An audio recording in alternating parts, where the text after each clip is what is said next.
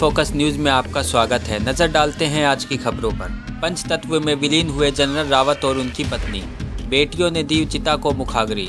CDS Bipin Rawat का helicopter MI-17V5 Tamil Nadu के कुन्नूर में क्रैश हो गया था। इस हादसे में CDS जनरल बिपिन रावत और उनकी पत्नी समेत सेना के कई अधिकारियों की भी मौत हो गई। हेलीकॉप्टर में सवार इन 14 लोगों में से एक ग्रुप कैप्टन वरुण सिंह ही जीवित है, जिनका अस्पताल में इलाज किया जा रहा है और देश उनकी सलामती की दुआ मांग रहा है।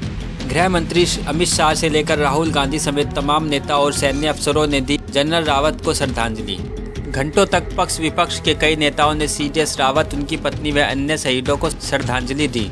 श्रद्धांजलि स्थल के बाहर भी आम व खास लोगों की भारी भीड़ लगी रही। इस मौके पर सभी की आंखें नम थी। कश्मीर के बांदीपोरा में आतंकी हमला, आतंकियों ने 2 पुलिसकर्मियों की हत्या की। जम्मू कश्मीर के बांदीपोरा जिले में आज आतंकियों द्वारा पुलिस दल पर घात लगाकर की गई फायरिंग में 2 पुलिसकर्मियों की मौत हो गई। अधिकारियों ने यह जानकारी दी। उन्होंने बताया कि घटना बांदीपोरा के गुलशन चौक पर हुई। सुरक्षा बलों ने पूरे क्षेत्र की घेराबंदी कर ली है और आतंकियों की तलाश के लिए तलाशी अभियान छेड़ा गया है।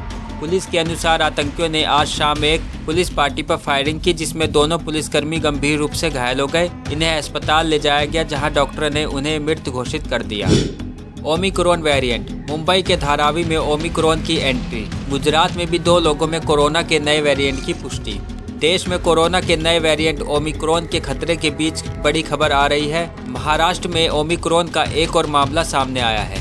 बताया जा रहा है कि मुंबई के धारावी में एक व्यक्ति कोरोना के नए वेरिएंट ओमिक्रॉन से संक्रमित पाया गया है। BMC ने बताया कि व्यक्ति तंजानिया से लौटा था और उसे 7 हिल्स हॉस्पिटल में भर्ती कराया गया है। उसके 2 कॉन्टैक्ट का भी पता चला है। किसान आंदोलन, उखड़ने लगे तंबू, उठने लगे लंगर। 11 को लौटने की हो रही है तैयारी। तीनों कृषि कानून वापस लेने और किसानों की मांगों को मानने का लिखित प्रस्ताव केंद्र सरकार से मिलने के बाद गुरुवार को संयुक्त किसान मोर्चा ने किसान आंदोलन स्थगित करने और दिल्ली के बॉर्डरों को खाली करने का ऐलान कर दिया था।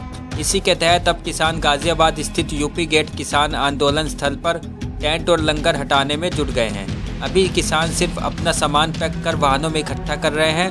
भारतीय किसान यूनियन के प्रदेश अध्यक्ष राजवीर सिंह जादौन का कहना है कि शनिवार को आंदोलन स्थल पर मंच का संचालन होगा। इसके बाद किसान मुख्य टेंट हटाने शुरू करेंगे।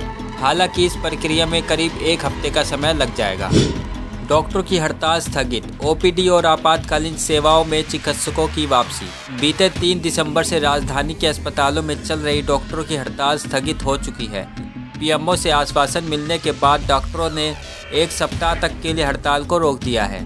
डॉक्टरों का कहना है कि अगर 1 सप्ताह तक नीट PG काउंसलिंग की तारीख घोषित नहीं की गई तो उसके बाद राष्ट्रीय स्तर पर फिर से वे हड़ताल पर चले जाएंगे और इस बार OPD इमरजेंसी के साथ कोविड सेवाओं को भी रोकने की चेतावनी दी है।